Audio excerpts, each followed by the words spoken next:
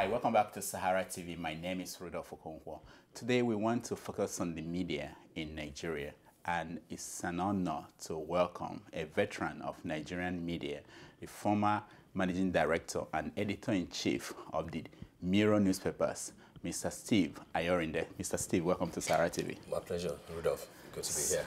So you started in the media in 1991. Correct, yeah. You have a wealth of experience. Can you start by telling us how the media has changed between 1991 and today? Well, I mean, in terms of the actual practice of the profession, I mean, it is obvious that the media landscape in Nigeria has grown, you know, in leaps and in bounds. More so that practically everybody these days, you know, sort of rely on the new media. You know, the new technology is taking shape and shaping up, you know, the Nigerian media. In 1991, you will enter a newsroom where you were basically still writing in longhand, you know. I mean, no Blackberries, no iPads, you know, very few computers. You were still faxing if you had the opportunity to travel abroad to report.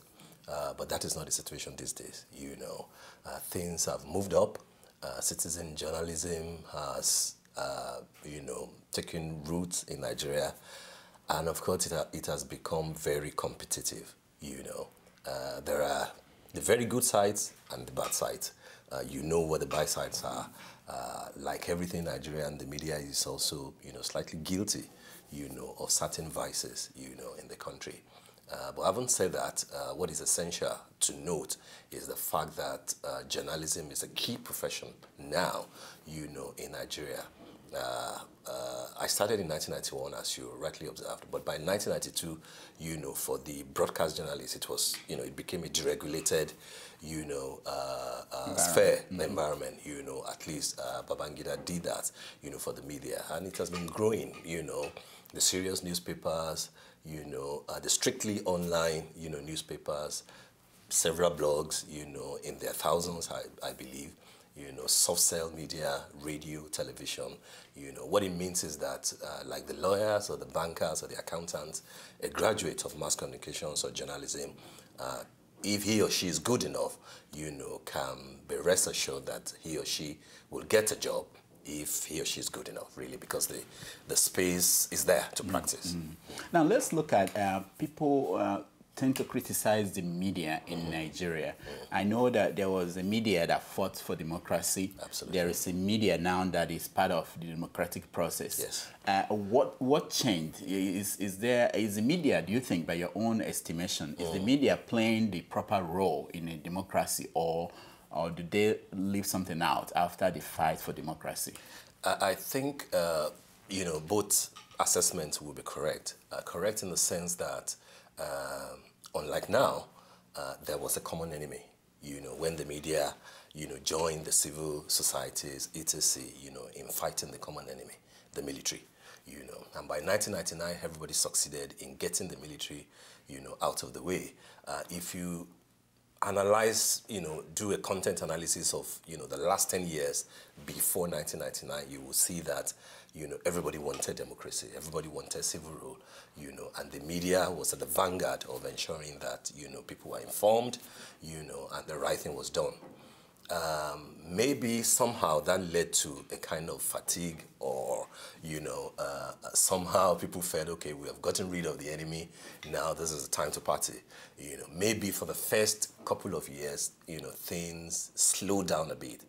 But, I mean, it dawned on everybody that, yes, a good number of those that we thought were no longer, you know, in the saddle had actually metamorphosed. They have basically changed, you know, from khaki wearing, you know, folks to agbada wearing, you know, and they're around, and they've been around since, you know.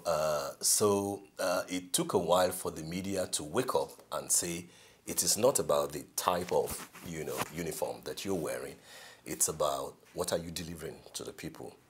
And I will imagine, I would say that, yes, there are areas that are still very, that are not good enough, you know, areas where there's a whole load of improvement, you know, that, you know, we still need. But the media has done its best. If you chronicle, you know, all the exposés in terms of public officers, especially, you know, who are said to be corrupt, who are said to have deceived the nation. You know, you recall in 1999, right from the beginning, it was the media that exposed Salisu Buhari, you know, who lied about his age and lied about his qualifications, you know, including certain governors or certain, you know, high public officers. So I think, considering the environment, you know, the very volatile, sometimes delicate, you know, environment of Nigeria, the media has not done badly. But it takes a bit of, you know, waking up to, you know, its responsibility, you know, before the people can actually say, yes, the same media that fought the military, you know, is now fighting to defend democracy. Yeah. Now, in the process of doing that, most readers of newspapers and viewers of TV stations, they have this idea of what they call the legacy battle media. Yeah. And if there is anybody that's epitome of that, you are from, you operated there all these years. What do you think about that perception that there is legacy battle press and there is the rest of the country, the media in the rest of the country? Where did that come from and what is that about? I think that has changed or is changing in the last 10 years. You recall that when the legacy battle press, you know, flowered, Abuja was not even the capital city then, not to talk of having a vibrant media in Abuja. The only paper, you know, that was, you know, what it sold from the north at that time was probably New Nigerian, you know. So with Tribune and Sketch in Ibadan, and every other paper, Daily Times, you know, Punch. But nothing has changed. I don't think anything has changed, apart from leadership. Leadership is in Abuja, and the trust is all over the north. Abuja Enquirer is there. People's Daily is in Abuja. Okay. Blueprint is in Abuja. Yeah, there are about, I will imagine, nothing less than 5 national in quote, newspapers. Yeah, but because I want to ask you, something like leadership. Yes. Do you find it in Lagos or Ibadan? Leadership actually prints in Lagos. You know, part of, I mean, the Nigerian media is getting creative, you know, because what has become obvious over the years is the fact that it has become increasingly difficult for a newspaper to operate in terms of, you know, its base, where it prints from a single location. So the idea of simultaneous printing, you know, is now what everybody is embracing. That is what Daily Trust is doing very well, I believe, in Abuja, with a press in Kano, with another one in Maiduguri, and then with another one in Abuja. Leadership has its own, you know, printing press, but of course what leadership does is a kind of an exchange, you know, relationship with Vanguard. Vanguard prints for it in Lagos, and it prints for Vanguard in Abuja, you know, which means you get to the market early enough. But in terms of influence, don't you think that the so-called legacy battle press are still more influential than all the other outlets? I wouldn't say so. I wouldn't think so. Okay. I don't even agree that there's a legacy battle press anymore. Because Tribune is the only one, you know, in Ibadan. Sketch we learnt is returning, you know, later in the year. But then, I mean, that's not sufficient to classify. Now let me extend it to what I think is a new dimension, because people now say, instead of saying legacy battle press, they talk about APC press, which is opposition press.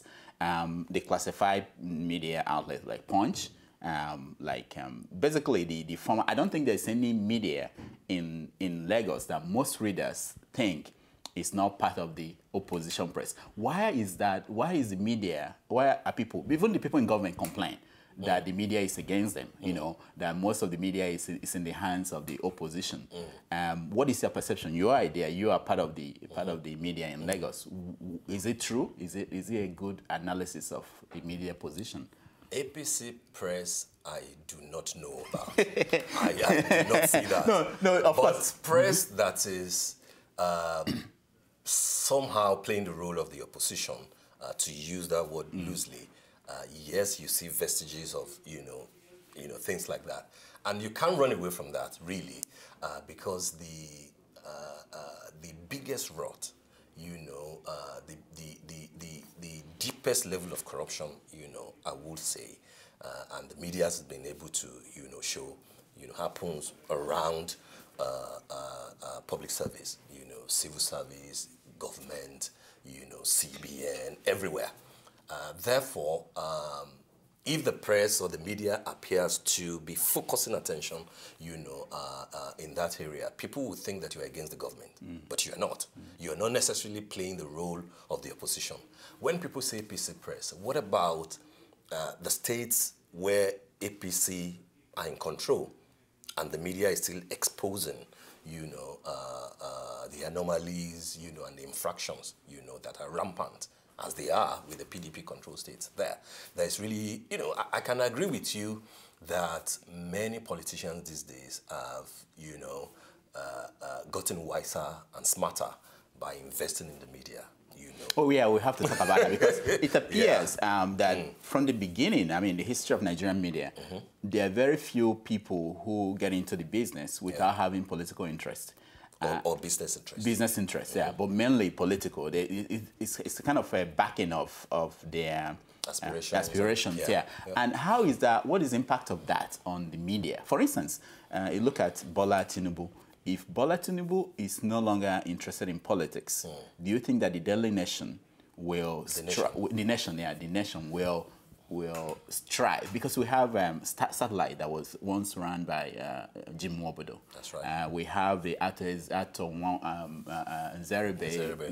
So most of the time people come out, and it's not today because you go back to Zik and to Awo. And so what is the impact of that? The fact that the media is not seen as a business by most of the people who are studying them, but rather a backup to their political and business interests. To start with, I think it's a bit arguable to say pointedly that politician A owns newspaper B. I think, like I said earlier, they are very smart. It is not likely that you'll find their names, anywhere as the chairman or the owner of the newspaper. But we know better. I mean, we just like I mean that we know, the piper that is dictating, the tune. But then it's a different thing altogether, to argue that because politicians have interest in major newspapers, that the editorial direction of those newspapers will be biased or not reflective of the people's wish. I doubt that very much. You will find once in a while where a newspaper is leaning right or left or right in the middle. Maybe nobody's in the middle. But then I would find it hard to accept that a newspaper like The Nation, for example, is not being run properly as a business. I doubt it. In less than 3, 4, 5 years, it became, probably number 2 or number 3 in terms of sales and in terms of acceptability. Yes, you can argue that there is a huge support base, from APC controlled state. But with 3 machines, one in Port Harcourt, one in Abuja, and you get to the market pretty early, in the morning, buyers buy the newspapers that they see first, at least a whole chunk of them. At the last NMMA Awards, Nigerian Media Merit Awards, The Nation emerged after 7 years as the newspaper of the year. I would not think that happened as a result of political considerations. I will say, and recall that I personally worked at the Comet. It was the Comet that metamorphosed into The Nation. The same editor, Benga Motosho, that edited Comet, is still the editor of The Nation. So I know the quality of hands there, and the effort, that they have made. I'm concerned about time. Yes. I know that you were the GM and the editor-in-chief of the Mirror. National Mirror. Yeah. And you work with Jimo Ibrahim. Yes. Can you compare the experience of being the editor at the Punch and the editor at the Mirror in terms of, I want to know, in terms of how the influence of the publishers on your job? Were you freer at the Punch? Were you freer with Ibrahim? What's the relationship like? For certain reasons, I will not be able to compare the two.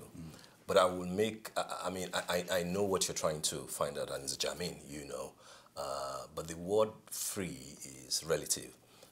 Punch,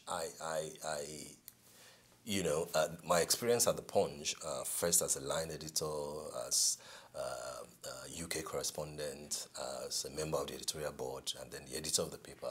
I mean, I remember those years, with very fond memories, and I think it's a fantastic place, to work in terms of professionalism, in terms of integrity, in terms of, ethical considerations and everything. I doubt if there is, a better newspaper, than the Punch, and those values are still there. But of course, you also have to acknowledge the fact that for a newspaper that has perfected, the art of getting it right, it demands quite a lot from those who will have to work there. And I don't see many papers, doing that these days. Interestingly, the experience that I, took away from Punch was what we tried, at the Mirror, and it worked substantially.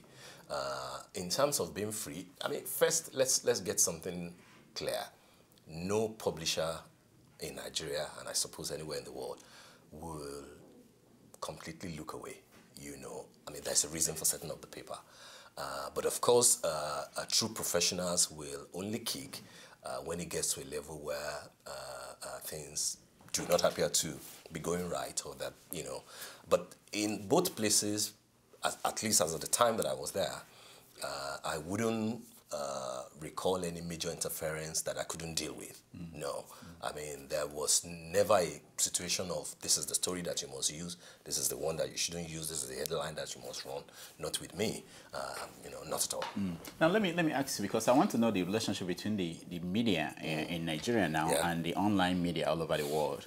So, for instance, when Stella Odua's story was broke by Sahara reporters, if you're an editor then, I know you are no longer the editor then, but if you are there in Nigeria, what would be your reaction? Will you want to follow the story, or will you say, oh, this is online press, and ignore that? Because before it used to be as if the media in Nigeria, traditional media in Nigeria, will ignore what the online media is saying, but now it looks like they are following. And I wanted to know, for instance, if there's a news story that is out there about Jimo Ibrahim, and you were there, managing director and editor-in-chief, how will you deal with that? Do you ignore it, or what will you do? Oh, I mean, there were several, stories, mainly negative, about my former boss, Barrister Jimo Ibrahim. I mean, it was my job as the editor-in-chief, like the other editors, to draw his attention to such stories.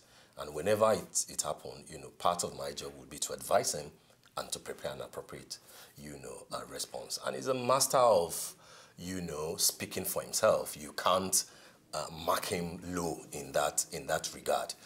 It is highly unlikely that he will, ask us to ignore a story, except it's totally inconsequential. He will deal with it, and because he's also a publisher and he's got, his own platform to respond, he will respond. But to come back quickly to what you said about traditional media now following, we developed an attitude at the Punch in those days, and I think that credit will go to Sahara reporters, because we had to take a decision, as management, to say that we could no longer ignore what was coming out in terms of, exposés, focusing, directly on infractions, that are happening almost every day, in Nigeria. And we felt, of course, because that, recognition came with the fact that maybe it was, the reason could be that whistleblowers did not trust or had more confidence in the likes of Sahara reporters, or those who were, not Pimentel was not around then, who were, operating outside of the country, because security-wise they were more protected. It would be difficult for you to, sue or go and arrest or something. Therefore, so the traditional media, especially at the Punch, felt if Sahara could use it and we could verify, there was nothing stopping us. Provided, of course, that we give credit, to Sahara reporters. And I think that almost every other newspaper these days, has developed, that attitude. But it's a symbiotic thing. I see these days that Sahara reporters will acknowledge Premium Times, will acknowledge PM News, will acknowledge The Punch. Yeah. You know, anybody can break a story. What is important is that let us follow the story. Let us add, you know, to the news layer. You know, let us change the news paradigm. You know, so that the reader, the citizen, is better informed. You know, we leave the security operatives or the apparatus of government to decide on what to do with the reactions of the people. But what is paramount is that let them at least be informed, let them be aware, don't let them be denied of, you know, of what is happening.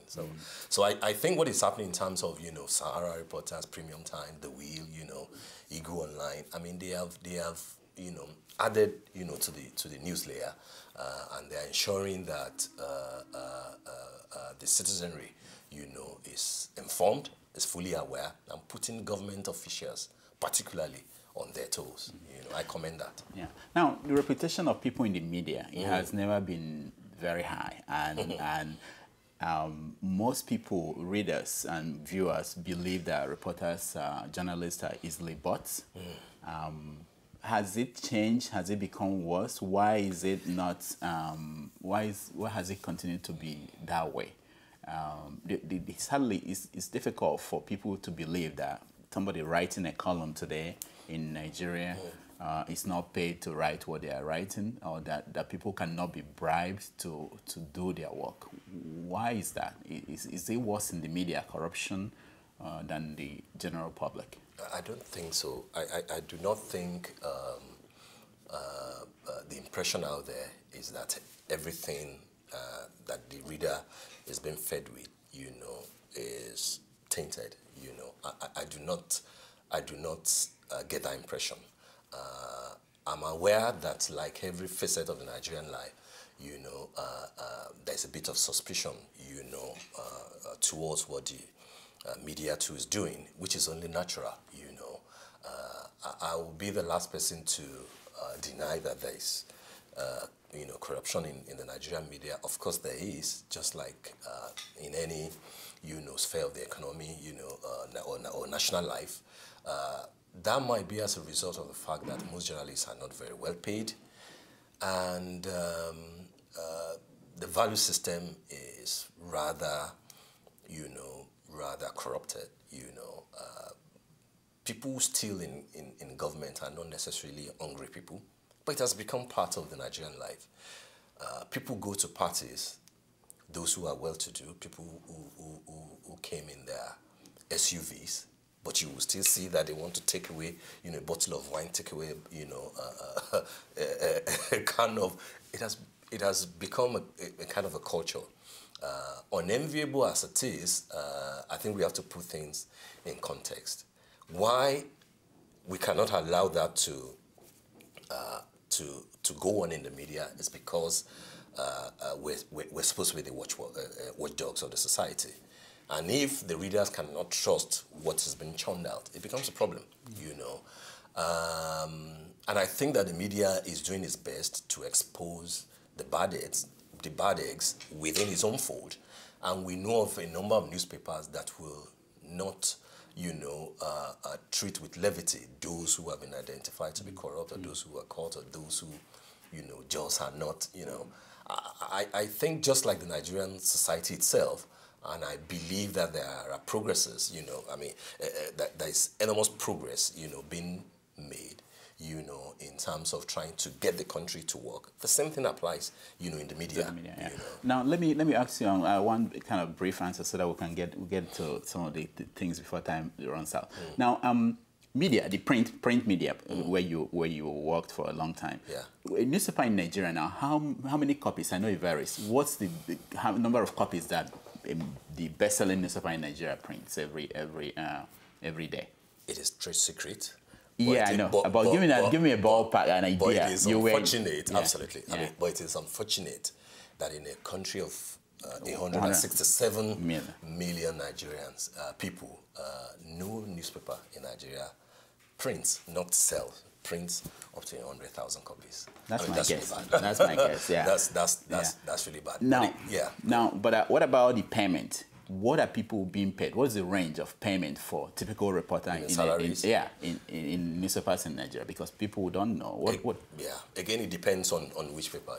Punch will probably be, higher than the highest paying. And I think no reporter in Punch, I believe, earns less than 90,000 monthly. With, I think, about another 15 to 20 BTAs, transport allowance.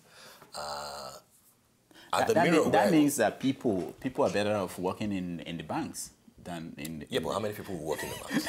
And there are banks that pay entry-level officers lower than what Punch is paying.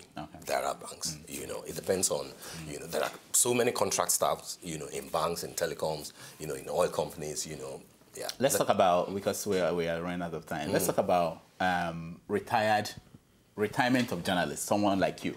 I mean, I am not retired. no, you left you are doing the consulting now. But I know people that I started with, and I can't find any of them in any newspaper. People just move out. What is the impact of that on the practice of journalism in Nigeria? And why is it that it's difficult to retain experienced hands like you in major newspapers? I think there is a gradual erosion of good hands, somehow, and that is not very encouraging. The Nigerian media, whether, the print or the broadcast, has fallen to a level whereby you can't get true veterans that are still practicing. Unfortunately, and I think it was Dr. Ruben Abati who popularized, that phrase, and he was always saying that he wouldn't like to end up as a veteran, because the word veteran in the Nigerian media has become that old, haggard, useless, penniless, has been, I mean, nobody wants to end up like that, Yeah, let's end this because let's end this with Ruben Abati. he moved away from the press, which people now say that is one of the career paths. That is, you join the media, you make an impact, you follow that path, and go into government, and then people see it as that he sold out. Because what's the perception about his role in government? Do you think he sold out, and do you think that is a career path, what he did and what many people in the media do, which is make an impact in the media and join the government? Is that a career path in the media when you were? Not necessarily. Okay. I'm aware that Dr. Abati is on a leave of absence, from The Guardian.